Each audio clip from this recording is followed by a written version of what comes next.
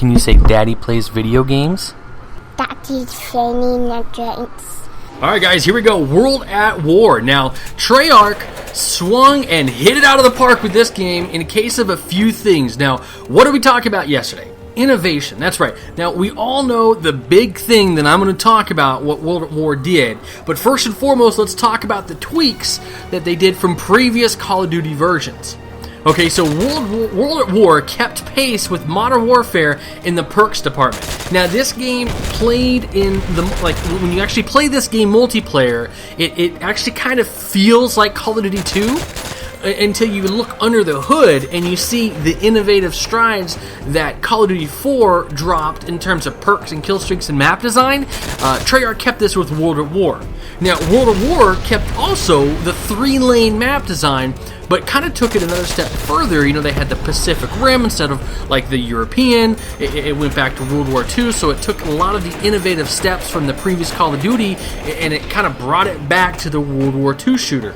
Now, this felt very gritty. It's a very dark game in comparison. Now, furthermore, the weapons were also a significant improvement over Call of Duty 2 in regards to World War II weaponry. It was a tough, I think that World at War is kind of viewed as like the black sheep or the red-headed stepchild of the Call of Duty series, because what they did is they went back. That's what everybody feels like when World at War came out. It was like, oh, they went back to World War II. I don't want to play. They went back to World War II until people got their hands on it. That was my feeling. Like, I feel like I missed out on this game. I actually just recently played this game for the first time, like weeks ago, for the first time ever. Because when it came out, I was like, oh, they went back to World War II. Oh, okay. And I kind of looked over it. Also, my experience with Treyarch was Call of Duty 3, the only console shooter I have ever purchased, or only console Call of Duty I've ever purchased, was Call of Duty 3, and that was awful. And so when I heard Treyarch at World at War, I'm like, no, I'm out of here, no thanks. And I went on and played something else. But I really missed out. Now, you know, we talked about the perks. The weapons were great. You know, the map design was good. But the big thing, it's going on in the background. Come on now. World at War is not remembered for its perks. World at War is not remembered for its weapons, its map designs. It's remembered for mainly one thing, and that's zombies. Not just zombies, but Nazi zombies. Now that sounds like the title from some like B-rated movie out of the 80s, you know, Attack of the Nazi Zombies. But it's freaking innovation to the core.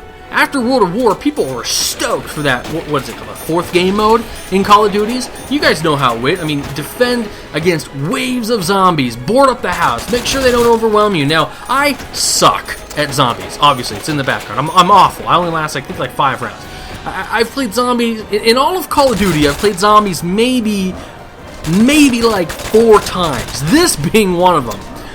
To record this video for you guys. So I am awful at zombies. I don't know why, I just don't really play it. I've never really played. I've been a solo pub stomper, and so I don't really have groups of people to play together with and zombies, and I don't know, I just never really did it. But I missed out. I'll admit I missed out. And in World at War, when they came out with these Nazi zombies, it blew up the scene in Call of Duty.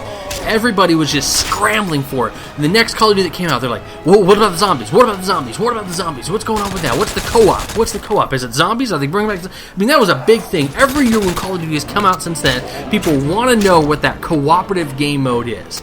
Now, overall, World at War, like I had said, is kind of viewed as a black sheep. A bit of a redhead stepchild in Call of Duty series, again, because they went back to they went back to World War II.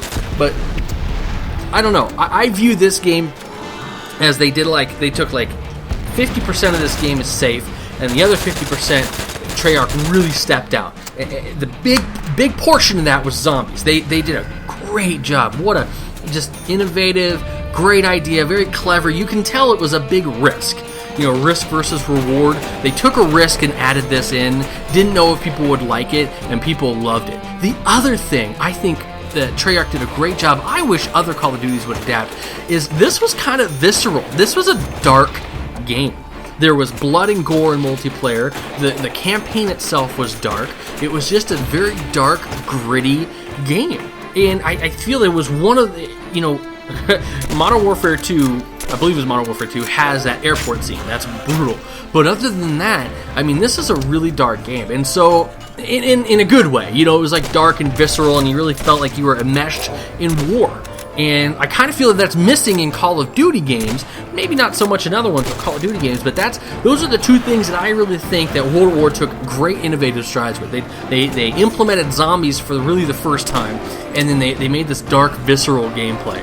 I feel that I missed out on it. I've seen in the comment section a lot of you guys, World at War is your favorite Call of Duty of all time. Now tell me why in the comment section. I'm pretty sure I missed some of the stuff here, so correct me if I'm wrong, or tell me if I'm right. What are some of your favorite moments from, at this point in time, the best Call of Duty that ever came out? Hope you guys enjoyed it and have a wonderful day. Hey guys, thanks for watching. If you have enjoyed this, don't forget to check out other videos. Like, subscribe, comment. There's a Facebook and a Twitter link there if you want to go ahead and follow me. Hope you guys have a wonderful day. Good night, Daddy.